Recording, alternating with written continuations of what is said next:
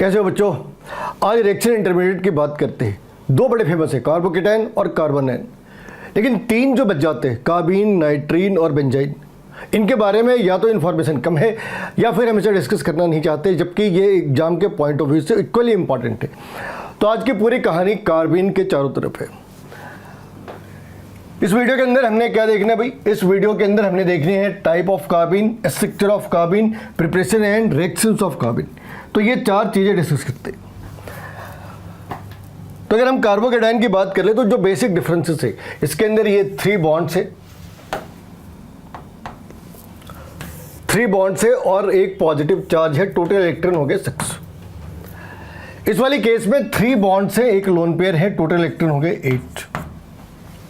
इस वाली केस में 3 बॉन्ड्स है और एक इलेक्ट्रॉन है, सिंगल इलेक्ट्रॉन है, तो टोटल इलेक्ट्रॉन हो गए 7।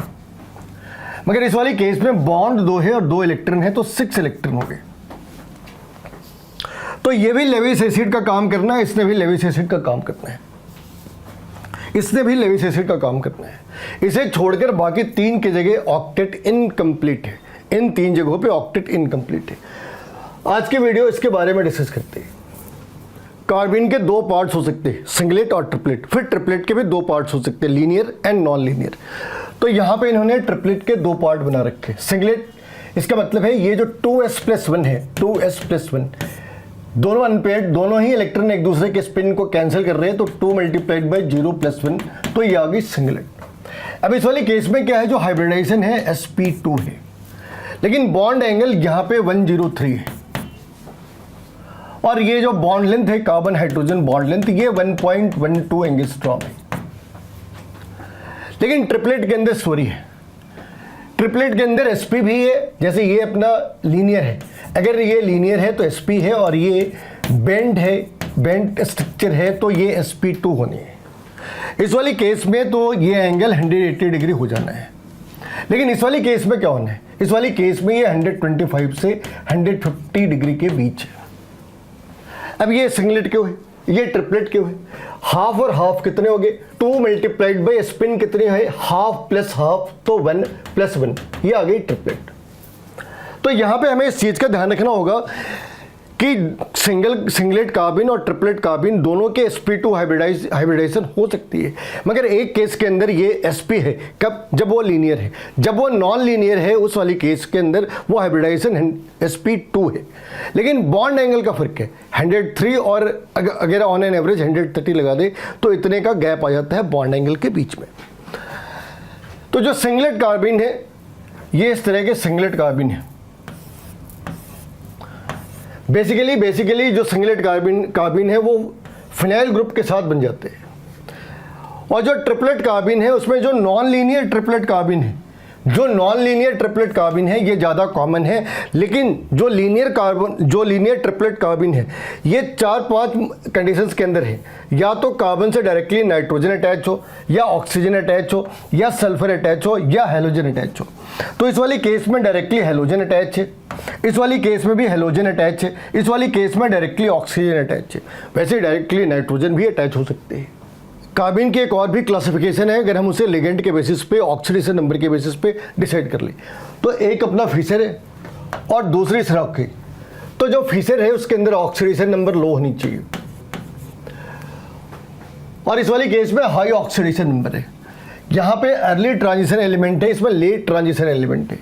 यहाँ पे तुम देखोगे, यहाँ पे पाई एक्सेप्टर भी है और पाई डोनेटिंग भी है। पाई एक्सेप्टर CO जैसे बॉन्ड है, बैक बॉन्डिंग भी होती है, इस वाली केस में बैक बॉन्डिंग भी है, उस वाली केस में बैक बॉन्डिंग ज़्यादा स्ट्रॉन्ग है। अब यहाँ पे OR और NH2 की जगह पे हाइड्रोजन या अल्काइल ग्रुप है, इस वाली केस में CO के साथ स्ट्रॉन्ग कार्बिन नहीं बना सकते। This will act as a nucleophile, जबकि ये इलेक्ट्रोफाइल की तरह काम कर सकते हैं। तो अब यहाँ पे देखो, इस वाली केस को देख के बता सकते हैं ये फीचर है या नहीं। अब यहाँ पे जो कंपाउंड्स हैं वो कौन से, CO, यहाँ पे जो लिगेंड्स है वो CO है। CO के साथ स्ट्रॉन्ग लिगेंड्स नहीं बना सकते, ये जब भी बनाना है इसने फीचर ही बनाना है। और यहाँ पे देखोगे, ये जो बॉन्ड है ये बाद में डबल बॉन्ड बन जाना है, ये बाद में इसने डबल बॉन्ड बनाया, इसने बाद में क्रोमियम के साथ कार्बन है और फिर एक डबल बॉन्ड है।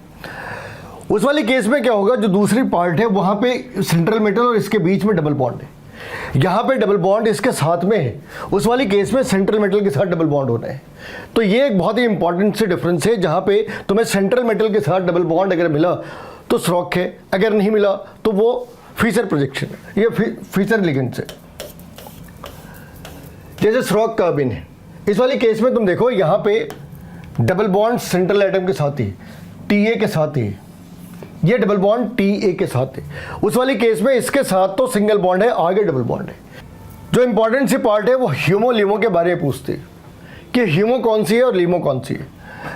तो यहाँ पे देखना, जो फीचर है उसके अंदर ह्यूमो मेटल का पार्ट है, ह्यूमो मेटल का पार्ट है और ल्यूमो लिगेंड का पार्ट है। इस वाली केस में अपोजिट है, जो होमो है वो कार्बिन का पार्ट है और जो ल्यूमो है वो मेटल का पार्ट है। ये एक बेसिक डिफरेंस है इनके बीच, ये एक बेसिक डिफरेंस है इनके बीच, इसका तुम्हें ध्यान रखना है। ये एक बेसिक डिफरेंस है जिसका तुम्हें ध्यान रखना है। इस वाले केस में एक सस्पेंस है, and suspense is this is having exactly 18 electron, whereas this is having lesser than 18 electron, lesser than 18 electron. Then why this is attacked by electrophile? Because electrophile can attack to the center that contains more number of electron. In spite of having lesser electron than 18, why it will act as why it is going to attract the electrophile? And answer is because of the pi bonding, strong back bonding, because of the stronger back bonding.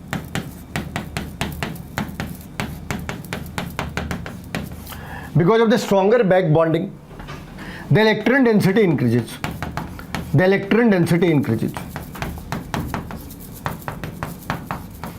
And because of this, it can attract the electrophile.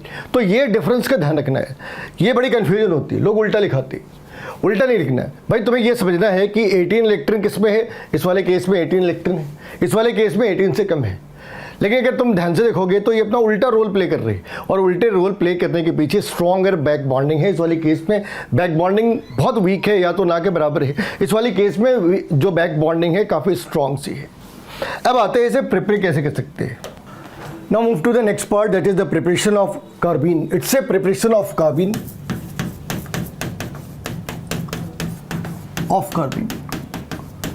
So basically this can be prepared by two methods. Number one is pyrolysis or photolysis.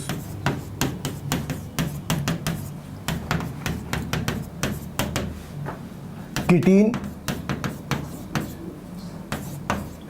or alkyl diazo compounds. This is the first way, and second way is reaction of base on polyhalide compounds.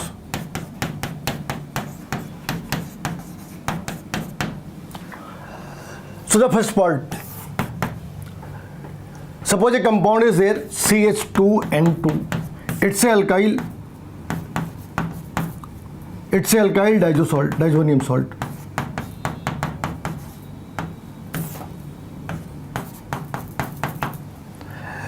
So upon pyrolysis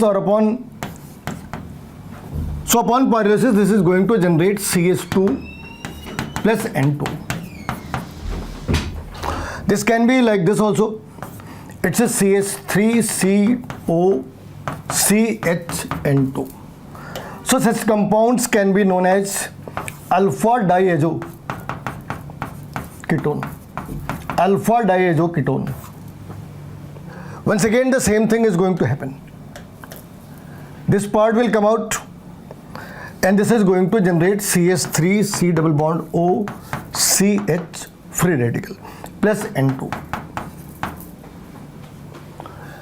Then how this can be prepared by ketene? From ketene, how it can be prepared? So ketene can be written as C double bond O. So this can generate a compound like C free radical plus CO. तो इसके preparation में ये तरीके use कर सकते हैं, pyrolysis कर सकते हैं, फोटोलिसिस कर सकते हैं। लिमिटेड कंपाउंड्स हैं, और जो लिमिटेड कंपाउंड्स है, एक कीटीन है, एक अल्काइल डाइजो सॉल्ट है। अल्काइल डाइजो सॉल्ट के डेरिवेटिव्स हो सकते हैं और जो सेकेंड प्रिपरेशन मेथड है वो है action of base on the polyhalide compounds. तो सपोज हमने एक बेस पकड़ ली CH3 तो इसमें क्या करा CH3 नेगेटिव, इसने रिएक्ट करा किस वाली कंपाउंड पे, लेट इट बी CHCl3। इसने एक हाइड्रोजन यहां से एब्स्ट्रैक्ट कर ली और अब क्या बचा अपने पास इट्स ए CCl3 नेगेटिव जो ब्रेक हो जाना है CCl2 plus Cl negative, dichlorocarbene. This is known as डाइक्लोरोकार्बीन।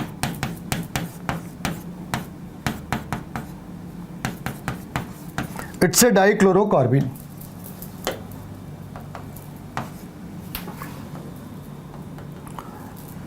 ये इसके प्रिपरेशन मेथड है। इसकी केमिकल रिएक्शन बेसिकली 4 टाइप्स है। अगर हम इसके केमिकल रिएक्शंस पे जाए तो इसके सिर्फ 4 टाइप्स हैं। सबसे पहला टाइप क्या है, addition to olefins, C double bond C। Second क्या है, एब्स्ट्रैक्शन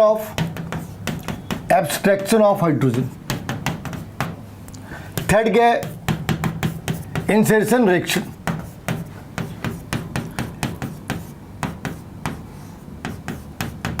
CH बॉन्ड। फोर्थ क्या है, और ऑफ कोर्स रिंग एक्सपेंशन के साथ ही इसके सब डिवीजन हो सकते हैं, स्पाइरो कंपाउंड्स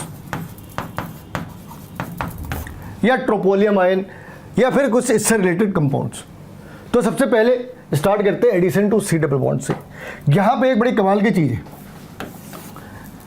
कि अगर तुमने सिस कंपाउंड पकड़ा C double bond CR, this is H and H, और अगर तुमने यहां पे सिंगलेट पकड़ ली CH2 और ये सिंगलेट है, अगर ये सिस है तो इसने सिस प्रोडक्ट ही जनरेट करना है, तो प्रोडक्ट भी सिस होना है।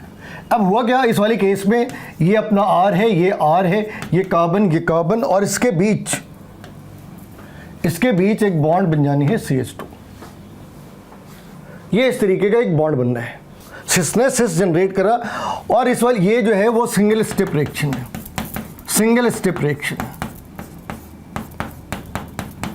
और स्टीरियो स्पेसिफिक है।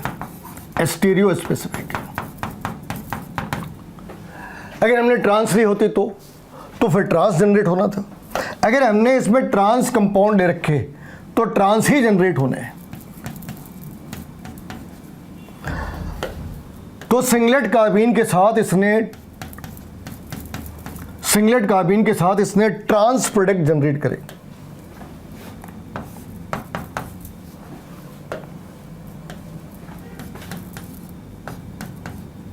इस वाली साइड पे हाइड्रोजन, यहां पे इसने बॉन्ड बनाई, क्या बना दी CH2 और एक R इस वाली साइड पे, और हमने ये डबल बॉन्ड रिमूव कर दी।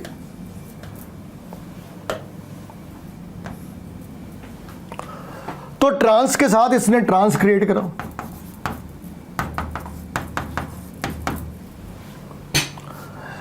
सिंगल स्टेप रिएक्शन है, स्टीरियो स्पेसिफिक है। लेकिन ट्रिपलेट के साथ कहानी कुछ और है। अगर हमने ट्रिपलेट की बात करी तो ट्रिपलेट वाली केस के अंदर इसने क्या करना है, इसने दोनों तरह के कंपाउंड क्रिएट करने हैं। सपोज ये अपने पास C single bond C R और R है, और यहां पे हमने क्या करी, ट्रिपलेट क्रिएट कर दी। इस ट्रिपलेट ने क्या करा, इसने दोनों तरह के प्रोडक्ट बनाए ऐसे।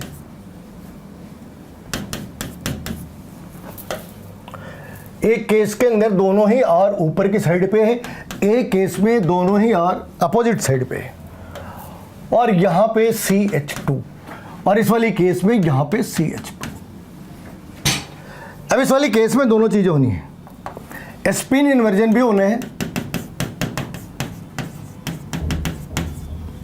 स्पिन इन्वर्जन हुआ तो सिस के साथ हमें सिस मिल गई। लेकिन जब कार्बन सिंगल बॉन्ड अगर रोटेट करी, तो इसने कार्बन सिंगल बॉन्ड रोटेट करी तो इसने ट्रांस क्रिएट करा। तो जब सिर्फ स्पिन इन्वर्जन है तो सिस के साथ सिस, ट्रांस के साथ ट्रांस। लेकिन अगर कार्बन कार्बन बॉन्ड को इसने रोटेट करा तो this is going to generate the opposite products to trans and trans to सिस.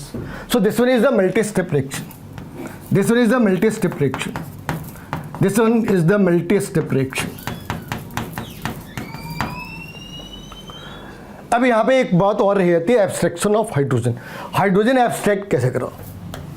जो second type of the reaction है एब्स्ट्रैक्शन ऑफ हाइड्रोजन, वो इलेक्ट्रोफाइल भी कर सकती है और न्यूक्लियोफाइल ने भी यही काम करना है. तो इस वाली हाइड्रोजन को एब्स्ट्रैक्ट करा किसने? इलेक्ट्रोफाइल ने. इस वाली हाइड्रोजन को इलेक्ट्रोफाइल ने एब्स्ट्रैक्ट करा और इसी वाली हाइड्रोजन को न्यूक्लियोफाइल ने भी एब्स्ट्रैक्ट करा. और ये दोनों ही केस में इसने एल्कीन बनानी है. तो ये इसके रिएक्शन टाइप 2 है.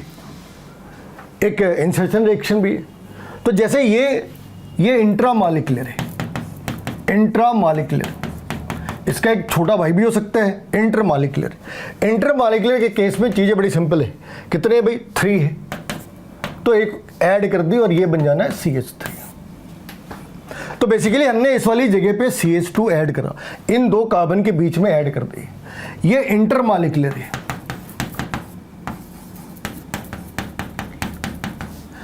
लेकिन जो ऐसे रिएक्शन है इंट्रामॉलिक्यूलर, ये बेसिकली एसाइल कार्बीन के ऊपर भी काम करते, अल्काइल कार्बीन के ऊपर भी और एसाइल कार्बाइन के ऊपर भी, एसाइल कार्बीन के ऊपर भी और एराइल कार्बीन के ऊपर भी. तो ये रिएक्शन अल्काइल कार्बीन के ऊपर है, ऐसे एसाइल कार्बाइल के ऊपर भी हो सकते हैं और ऐसे ही एराइल कार्बाइल के ऊपर भी हो सकते हैं. तीनों ही हो सकते हैं. और अगर ट्रिपलेट के साथ इसके रिएक्शन है, अगर ट्रिपलेट के साथ ये कई बार सवाल आते हैं, तो 1 डिग्री ज़्यादा है, फिर 2 डिग्री, फिर 3 डिग्री, सबसे कम है 3 डिग्री. क्योंकि 3 डिग्री के अंदर स्टेरिक हिंड्रेंस बढ़ जाती है और उस वाली केस में कार्बन कार्बन के साथ जो रोटेशन है वो पॉसिबल नहीं है या फिर वो हिंडर्ड हो जानी है. अब ये जो पार्ट है ना, ये पार्ट बड़ी सिंपल सी रिएक्शन है कि अगर हमने कार्बीन को डाइमराइज करा तो बेस्ड ऑन द रिएक्शन वो इस तरीके का कंपाउंड जनरेट कर सकता है, इस तरीके का कंपाउंड जनरेट कर सकते हैं. और अगर हमने इसकी फोटोलिसिस कर दी, इसे ब्रेक कर दिया, तो वो वापस कार्बीन जनरेट कर सकते हैं, वैसे कार्बीन जनरेट कर सकते हैं. अब आते हैं इसके रिंग एक्सपेंशन वाले तरीके के ऊपर. जब इसने रिंग एक्सपेंड करा तब क्या हुई? जो इसका सबसे इंपॉर्टेंट पार्ट है रिंग एक्सपेंशन. अगर रिंग एक्सपेंशन की बात करें तो रिंग एक्सपेंशन करने का ये सिंपल सा तरीका है. दोनों डबल बॉन्ड है और इनमें से किसी भी डबल बॉन्ड की साइड पे, इस वाली केस में तो किसी भी साइड पे, इस साइड पे या इस साइड पे, लेकिन अगर दोनों में से किसी एक साइड सब्स्टिट्यूएंट हो तो लेस हैंडेड साइड के ऊपर कार्बन ने अटैक करना है. तो यहाँ पे इसने क्या करा? CCl2 क्रिएट करी और इन situ, और इस CCl2 ने इस वाली डबल बॉन्ड के साइड पे अटैक करा. और after removal of HCl this is going to 5 membered ring become 6 membered ring. और यहाँ भी चीज़ें ऐसी हो रखी है. यहाँ पे 2 रिंग एक साथ है. CCl2 ने यहाँ पे अटैक करा, इस वाली साइड पे नहीं कर सकता because it is more hindered side. अब इस वाली साइड पे वापस ये 5 कार्बन है, this is going to become 6 carbon. Quinoline इसका प्रोडक्ट है, इंडोल से हमने क्विनोलिन कन्वर्ट करा. और ये कन्वर्जन भी आती है. कई बार रिएक्टेंट दे रखा होता है, प्रोडक्ट के ऊपर जाते हैं और पूछते हैं कौन से रिएजेंट्स के जरिए हम इसे क्रिएट कर सकते हैं, और उसका आंसर है कि अगर हमने ये रिएजेंट पकड़ ली तो हम ऐसे कर सकते हैं, रिंग एक्सपेंशन के तरीके में जा सकते हैं. यहाँ पे सिंगल रिंग है, ये डबल रिंग है. अगर हमने ट्रिपल रिंग करी तो इस वाले केस में एक चीज़ ध्यान रखना, ना इस वाली साइड पे अटैक है ना इस वाली साइड पे अटैक है, ये बीच की साइड पे अटैक है. इस वाली केस में ये अटैक बीच वाली साइड पे है और पहले CCl2 ने अटैक करा और जो फाइनली ये 6 कार्बन, ये 6 कार्बन, ये 7 कार्बन और Cl यहाँ पे आके अटैच हो जाना है. तो इस चीज़ का हमें ध्यान रखना है कि एंथ्रासीन के केस में जो अटैक है वो बीच वाले कार्बन के ऊपर है, ना कि साइड वाली कार्बन के ऊपर है. लेकिन अभी सबसे इम्पॉर्टेंट सवाल, लेकिन जो सबसे इम्पॉर्टेंट पार्ट है वो तो अब भी रह जाता, वो ये कि ये एडिशन रिएक्शन साइड वाली चेन के ऊपर क्यों नहीं है?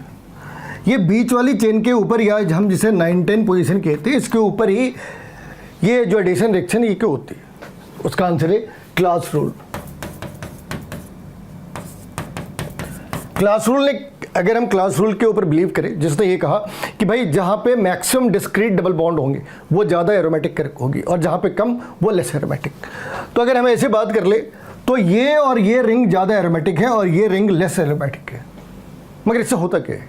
इससे होता ये है कि अगर ये कार्बीन की रिएक्शन बाजू वाली दोनों टर्मिनल साइड पे हो तो उसने उसके एरोमेटिक कैरेक्टर कम कर देनी है, और बीच वाली साइड पे हो तो नहीं करनी। ये क्या है? क्लास रूल है। ये हमने हायर क्लासेस के अंदर पढ़ रखी है। तो यहाँ पे क्लास रूल के बेसिस पे 9th position is the most suitable part. इसलिए तुम देखोगे इसी 2 जगहों पे एडिशन रिएक्शन हो रखी है। और जब ये क्या है भाई, ये अपना ट्रोपोलियम आयन है, तो ये ट्रोपोलियम केटायन है और ये 2 डाईफिनाइल हो गए, डाईबेंजीन ट्रोपोलियम क्लोराइड। तो ये इसका नाम है। तो हमें इस चीज़ का ध्यान रखना है, सिंगल रिंग, डबल रिंग और ट्रिपल रिंग। अब जो ट्रिपल रिंग है उसमें भी इस चीज़ का ध्यान रखना है कि क्या वो एरोमेटिक है या नॉन एरोमेटिक। एरोमेटिक है तो ये तरीके फॉलो होंगे, नॉन एरोमेटिक है तो साइड वाली जो चेन है वहाँ पे एडिशन रिएक्शन होनी है, ना कि बीच वाली पार्ट में। रिंग एक्सपेंशन का जो दूसरा तरीका है या जो सीधा साधा तरीका है, अगर सिर्फ अपने पास एक बेंजीन रिंग हो तो यहाँ पे CHCl आके ऐड हो जानी है और ये कार्बन इस रिंग के अंदर आ जानी है। तो पहले से अगर 6 है तो अब आगे 7 और वापस वही ट्रोपोइलियम केटायन बन जाना है या ट्रोपोइलियम क्लोराइड बन जानी है। और हाँ, वो वीडियो लाइक करना, सब्सक्राइब करना ना भूले, वो इंपॉर्टेंट काम है, बल्कि सबसे ज़्यादा इंपॉर्टेंट काम है। वापस आते हैं, अभी हम लोगों ने डिस्कस करी कि जब हम CH2 ऐड कर रहे हैं तो हर बार एक साइक्लिक कंपाउंड बन रही है, स्पाइरो कंपाउंड बन सकती है, लेकिन हर बार साइक्लो बने, हर बार स्पाइरो बने ऐसा भी नहीं होता। लास्ट में एलीन कंपाउंड्स भी बन सकते। तो यहाँ पे अगर हमने स्पाइरो कंपाउंड की बात करी तो ये कंपाउंड स्पाइरो कंपाउंड की कैटेगरी के अंदर आ रहा है। यहाँ पे हमने बड़े डाईब्रोमोकार्बिन ले रखे हैं और डाईब्रोमोकार्बिन यहाँ तक तो ठीक है, यहाँ तक तो नॉर्मल सी चीज़ है। अगर हम इसे अल्काइल हैलाइड के साथ, लिथियम अल्काइल के साथ रिएक्ट करा रहे तो इसने ये इस तरीके का मोनोमर टाइप का बना रखा है, इस तरीके की कार्बिन बना रखी है। अभी तक रिंग एक्सपेंशन नहीं है, लेकिन जब इसे साइक्लोहेक्सीन के साथ रिएक्ट कराया तो यहाँ पे 2 रिंग के बीच एक कार्बन कॉमन है। अगर एक कार्बन कॉमन है तो स्पाइरो है, अगर 2 कार्बन कॉमन हो तो उसे क्या कहते हैं, अगर 2 कार्बन कॉमन हो तो यह ब्रिज कंपाउंड है। लेकिन यहाँ पे ब्रिज कंपाउंड जनरेट नहीं कर रहे, यहाँ पे सिर्फ स्पाइरो कंपाउंड जनरेट कर रहे हैं। वैसे अगर हमने एलीन की बात करी, अगर हमें एलीन जनरेट करना है तो अब ऐसी बात है, हम कोई साइक्लिक कंपाउंड लेते ही नहीं, लीनियर कंपाउंड ले, CH2 ऐड करी, स्टार्ट के अंदर ये कुछ इस तरीके से आ रहा है। जब हमने इसको सोडियम के साथ रिएक्ट कराया या मैग्नीशियम के साथ ईथर में रिएक्ट कराई तो ये हैलोजन यहाँ से बाहर आ गई। हैलोजन यहाँ से बाहर आ जाती है, एक साइक्लिक कंपाउंड इस तरीके से जनरेट होता है जो अपने स्ट्रेन को रिलीज करने के लिए इस तरीके के लीनियर कंपाउंड्स के अंदर कन्वर्ट हो जाता है। स्ट्रेन रिलीज करने के लिए वो इस तरीके के कंपाउंड्स के अंदर कन्वर्ट हो जाते हैं। तो ये सारी बातें कार्बीन्स के बारे में थी।